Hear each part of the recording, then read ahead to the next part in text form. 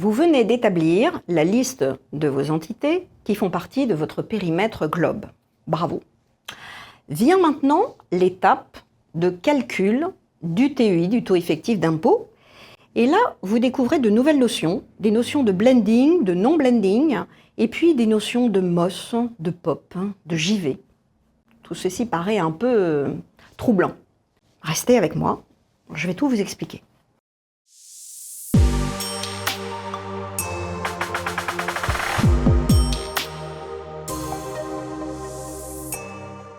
Le principal inconvénient des textes publiés par l'OCDE, c'est qu'ils utilisent un vocabulaire qui est de l'ordre de la consolidation.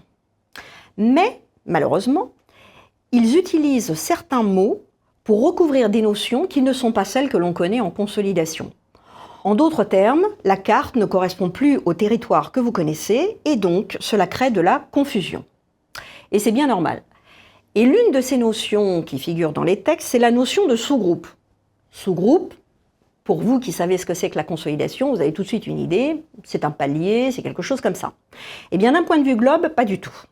Si je vous propose de remplacer ce terme sous-groupe par le terme catégorie de calcul du TEI, tout de suite, ça devient un petit peu plus clair, vous ne trouvez pas? Alors voyons maintenant quelles sont ces différentes catégories.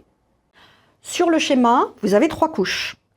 Les entités contrôlées, les entités non contrôlées et les entités d'investissement. Gardez toujours à l'esprit que les entités d'investissement, elles ont vraiment un traitement très particulier dans Globe et il faut les traiter de façon séparée, quoi qu'il en soit.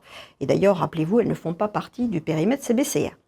Les entités non contrôlées, comme on l'a vu dans le périmètre, on va considérer ici les entités dont le pourcentage ultime qui remonte chez l'entité mère ultime est supérieur à 50%, et ces entités seront appelées des joint ventures. Elles sont qualifiées comme ça dans le texte Globe. Et enfin, la première couche qui sont les entités contrôlées. Donc les entités contrôlées, ce sont celles qui sont consolidées ou qui seraient consolidées par intégration globale dans votre périmètre de consolidation, si elles en faisaient toute partie. Eh bien, dans ces entités contrôlées, on va faire une distinction pour faire les calculs. Vous voyez qu'on a un premier bloc qui s'appelle entité constitutive et un second bloc qui s'appelle MOS ou groupe de MOS. Alors MOS, ça signifie Minority Owned Constituent Entity. En français, des entités constitutives détenues de façon minoritaire, c'est-à-dire des entités dans lesquelles la mère possède 30% de taux d'intérêt au maximum. Eh bien, on va devoir faire des calculs séparément. Je vais prendre une analogie avec le whisky. Dans les whiskies, on a des blended et on a des single malt. Eh bien, mon bloc entité constitutive, c'est ce que je vais appeler le blending. D'ailleurs, c'est comme ça que ça s'appelle en anglais dans le texte. Je vais agréger toutes les données de ces entités-là ensemble. Évidemment, je fais ces calculs juridiction par juridiction. En revanche, les MOS, les Minority Owned Constituent Entity, elles, je vais faire pour elles le calcul séparément, sauf si l'une d'elles est elle-même mère d'un sous-groupe. D'ailleurs, il en ira de même avec les joint ventures. Donc MOS et joint ventures sont des single malt. Quant aux POP, les Partially Owned Parent Entity, il s'agit de sous-groupes, donc d'entités mères intermédiaires en quelque sorte, qui sont détenus par l'ému à 80% maximum, c'est-à-dire qu'il y a au moins 20% qui est détenu par des contrôles externes au groupe. Les POP ne rentrent pas en ligne de compte pour faire les calculs. En revanche, vous en aurez besoin lorsqu'il s'agira de payer l'impôt et nous verrons que au moment du paiement de l'impôt, on prendra en compte ce pourcentage de détention ou de non-détention plus précisément. Dans les 3 exemples présentés, l'ému est une entité sans particularité, elle n'est pas transparente, ce n'est pas une entité d'investissement, et toutes les autres entités sont contrôlées au sens de IFRS 10. Premier exemple de juridiction, France et Italie.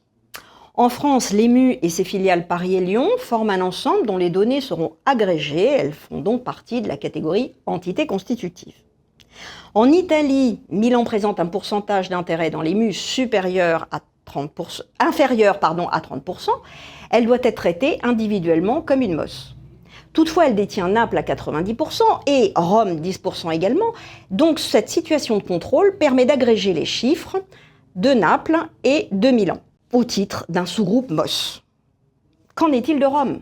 Rome détient 100% de Marseille. On pourrait se dire, ça fait un sous-groupe de Mos. Eh bien non, parce qu'elles sont dans deux juridictions différentes. Donc Rome d'une part et Marseille d'autre part devront faire l'objet de calculs stand-alone au titre de Mos, chacune dans sa juridiction. Le deuxième exemple présente une ému allemande qui détient des filiales en Allemagne et en Espagne. L'ému, ainsi que Francfort et Berlin, ces deux filiales, seront blendées dans la juridiction Allemagne, même si je vous ferai remarquer que Berlin est contrôlé via l'entité Madrid en Espagne. En revanche, en Espagne, donc Madrid a la catégorie d'entité constitutive puisque son pourcentage est supérieur à 30%, alors que Séville et Barcelone sont clairement des Mos. En Espagne, 3 calculs séparés devront être effectués dans ce cas de figure.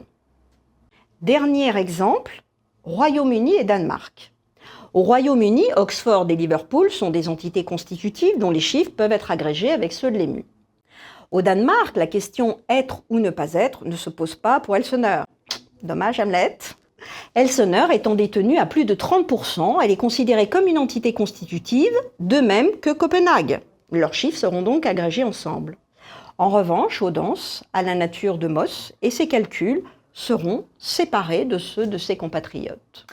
Au travers de ces 3 exemples, vous avez pu constater qu'on arrive à des situations tout à fait particulières, dépendamment, encore une fois, des juridictions et de l'imbrication des détentions. Notre application GMT Insight se charge de faire tous ces calculs pour vous et de vous proposer des catégories de calcul de TUI compliant avec les règles pilier 2.